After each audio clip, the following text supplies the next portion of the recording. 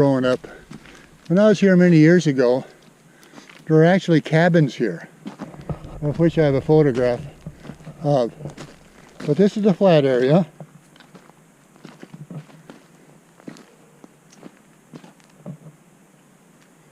So you might say, how does he know this is the area?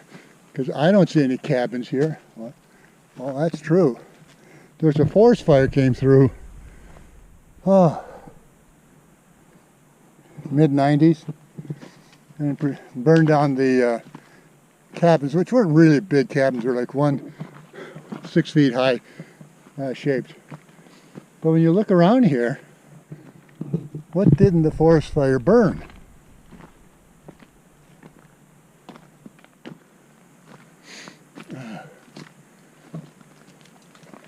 Well, last time I was here, there was some evidence here.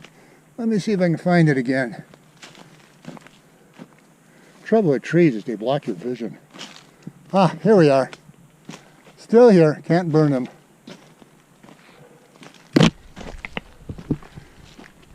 Here's your high quality bedding. 3 bunk beds, and even a double bed. With those springs. This guy here reminds me of the army cot I had in Japan that the Japanese soldiers actually used, and then when we beat them, I think they gave it to us. And here's the barrel. So, fireplace. So this confirms this is the site where the mill was. And I think the mill was actually, let me walk up here. It was on this plateau here.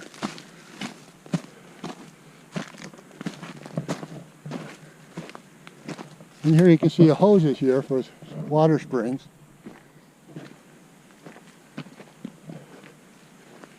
And I think the mill was right here.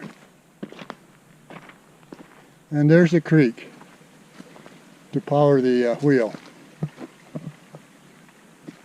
And someone up there is a famous Spanish lost gold mine. Okay, we're at the Wolverton mill in Hanksville.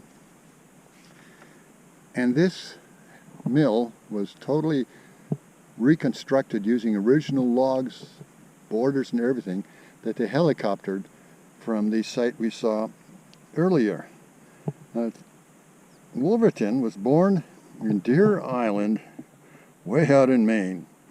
And he moved out to Green River about 1900, where he had a little ranch and a little tourist operation with boats and little magazines. But what happened, he learned of a Spanish mine, 300-year-old Spanish gold mine. And we loved our Spanish gold mines and our Dutch gold mines, silver mines. So anyway, he heard about it. Then he talked to an Indian boy, and the Indian boy said there's a heap of plenty of gold up there. And so that ignited his interest in there. But the boy also told him about a curse, which you'll see later. So he filed mining claims that were finally open and started mining in 1915. Called this mine Rico, which in Spanish means rich. Now, there's a long story about that curse and Wolverton and how he did all this stuff, but he built that himself with his 2 sons whenever possible. The actual gold mine, the vein of gold, was only 4 feet wide. And he somehow found it, started crushing the gold in 1921.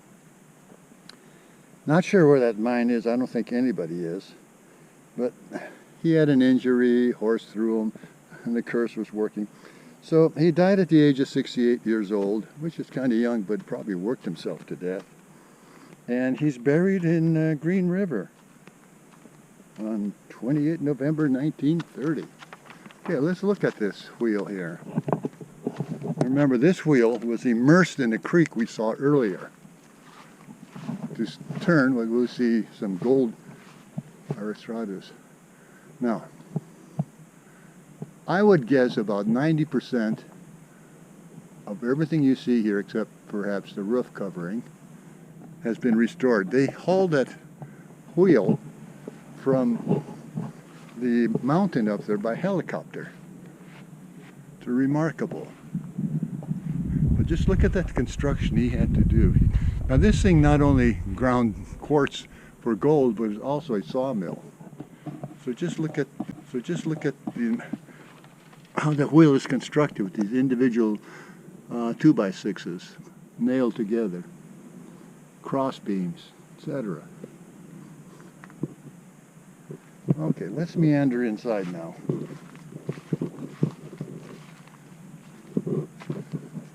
We'll have to use artificial light here because it's too dark. But let's first go over and let the GoPro sort of settle down. And while it settles down, this is the book that has a story of this wonderful mill, and also the only book I know of that has directions how to get to the original site, which is not easy. About 15 miles off the maiden road, or 13. Okay, let's look at these historic pictures here. Okay,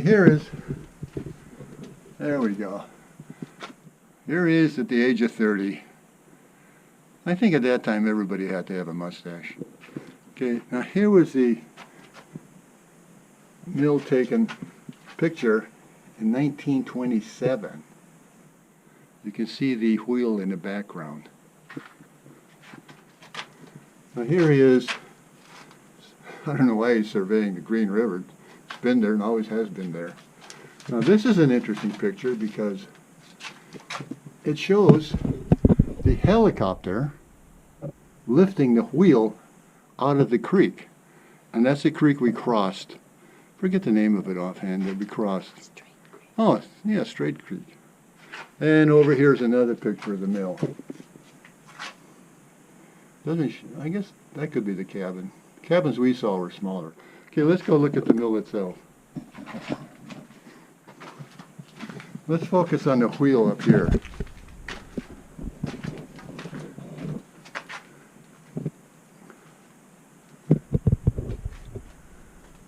So you can see some of the steel parts broken off, but the wood made the wheel. Now notice the belts here.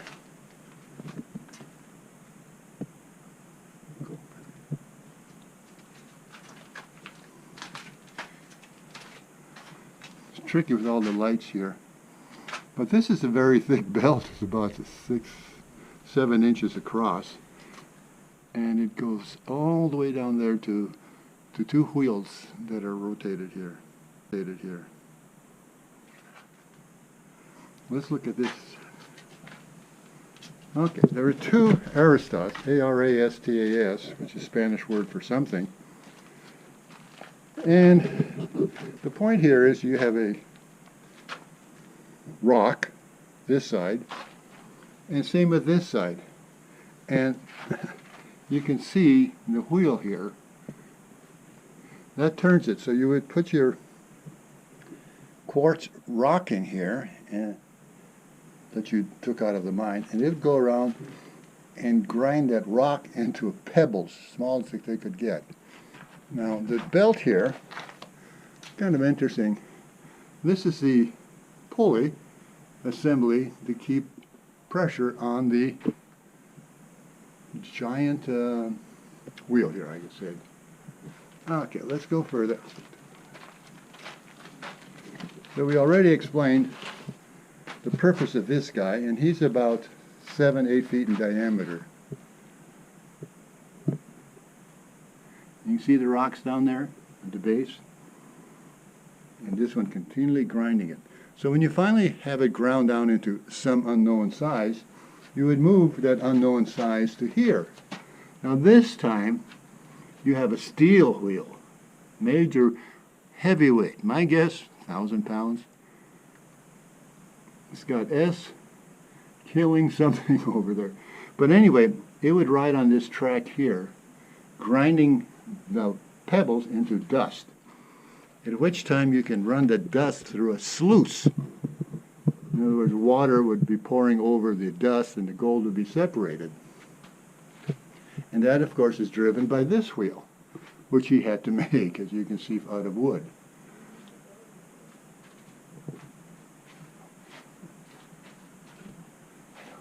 So let's look at some of the logs here. Look at the ceiling.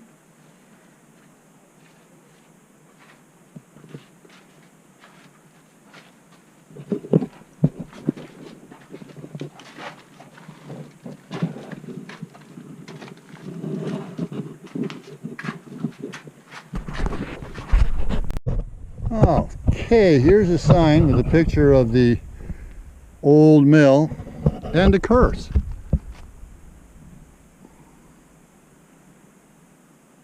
It's a terrible curse to be laid on you. And according to the history of the people who worked on the mill, Wolverton, by the way, was thrown off his horse and he was crawling on his hands and knees trying to get to the water hole or the creek, and his son came along and found him and saved his life. So he was affected by everybody's affected by the curse. Okay, and there's the mountains way in the background. This is from the BLM office. They're about 45 miles from here. And directions how to get there, of course, are in the book. High clearance vehicle, except for the last 6/10 of a mile. You may need four-wheel, narrow four-wheel. I wouldn't take a truck up there, but just walk it. Okay. Quote Bugs Bunny, that's all, folks.